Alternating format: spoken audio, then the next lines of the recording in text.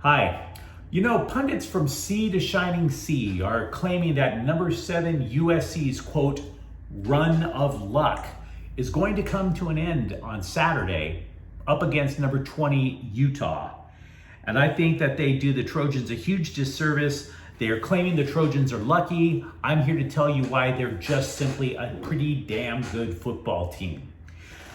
And that because of that, USC, in my opinion, is probably winning on Saturday. Hi, I'm James of Faithful Angelino Sports with a Week 7 preview of Trojans football. And if you like talking about USC, don't forget to subscribe to the channel. We do talk about the Trojans every week here, almost every day. Now, if you're upset with me for using the phrase, quote, run of luck about USC, just know this, I'm quoting other pundits who have used that phrase. And these pundits, well, they're talking a bigger game than what they actually know. There are more than 100 college football teams in what we used to refer to as Division I across the country.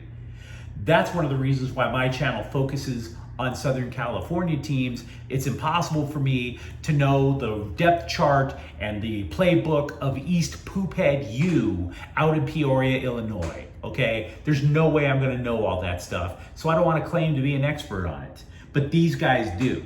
Now here's what they're trying to say to undercut USC and their 6-0 start. The turnovers aren't sustainable for the defense. Utah will be perfectly happy letting USC run and take the ball out of Caleb Williams' hands. USC has only had one real road game that Stanford doesn't count. 4, Utah's at home, and they're tough to beat at home. All of that is garbage. It's all crap. First of all, the last time USC played up in Utah, they won, and that was under Clay Helton's tutelage. So no, Rice-Eccles Stadium is not the Swamp, where, by the way, Florida beat Utah earlier this year. Utah is not Alabama. This is not a stadium where winning streaks are automatically going to come to an end. So we need to tap the brakes on that for one.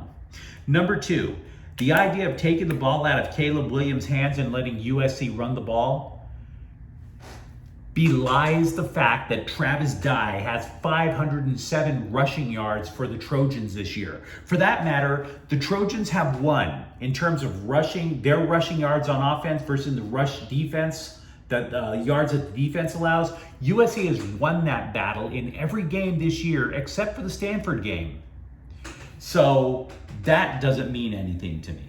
By the way, Stanford is a tough opponent at home, so no, I do believe that actually counts as a road game. Stop trying.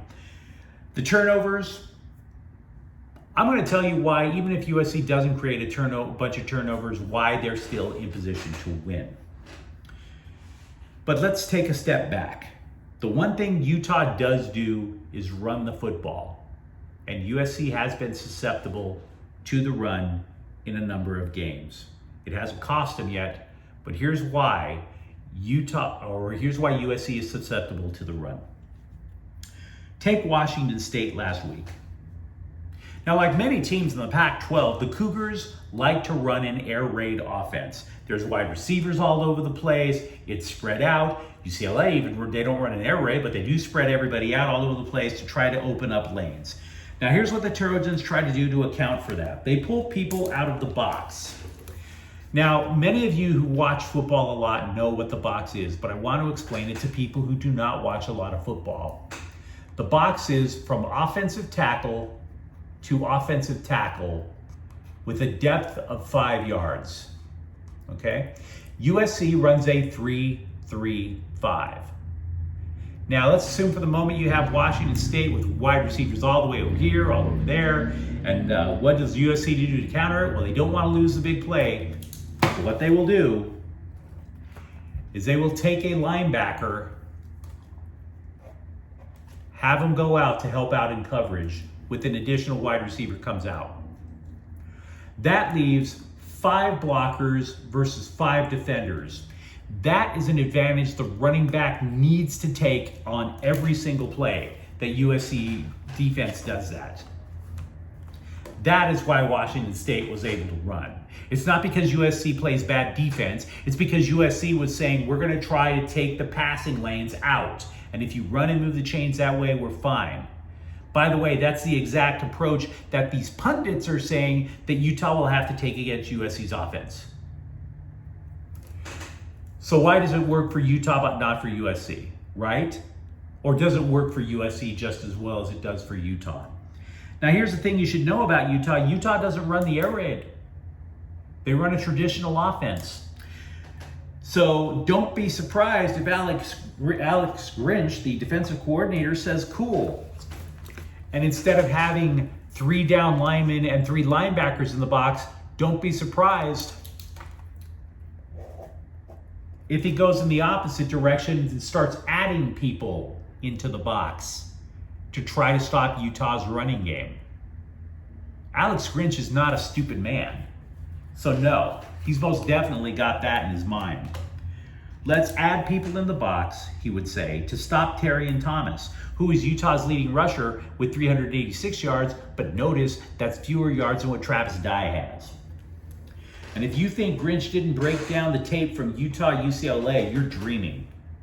See, Utah's players are also ones that Lincoln Riley, USC's head coach, knows very well. He recruited Terrion Thomas. He recruited quarterback Cameron Rising. But USC, no matter what Utah has, USC has the statistical advantage on offensive stats, pass offense, run offense. They have the advantage in terms of pass rush. Tuli Tuipulotu has 6 sacks on the year, and they do have the advantage in turnover margin. To me, I would say this to look ahead to Saturday. I think the Trojans have to crank up the offense to win, because even when Utah loses, they score. They score a lot. They lost to Florida, they scored 26 points. They lost to UCLA, they scored 32 points. So the question that USC has to say is, how quickly can we get over, say, 30 points? And with that offense, it's not that big of an ask. Not that big of an ask at all. Here is what Utah has in its favor. Utah has the talent to win. They were also the preseason pick to win the Pac-12, and now that's all circling the drain. So this is a desperate football team. Utah is a desperate football team. That I believe in. But don't sit there and call USC lucky. That's not fair, and it's damn sure not true. Don't insult my intelligence by saying that USC is lucky. I'm saying that Utah can win, but I'm saying that based on the statistical numbers that I provided you and the talent margin on offense, I believe USC will win. Now, if you enjoyed this little chit chat, don't forget to like and subscribe to Faithful Angelinos. We talk Trojans football here. I'm James. Thanks for watching. We'll be back. Faithful Angelinos is a Corte El Queso production. Take care.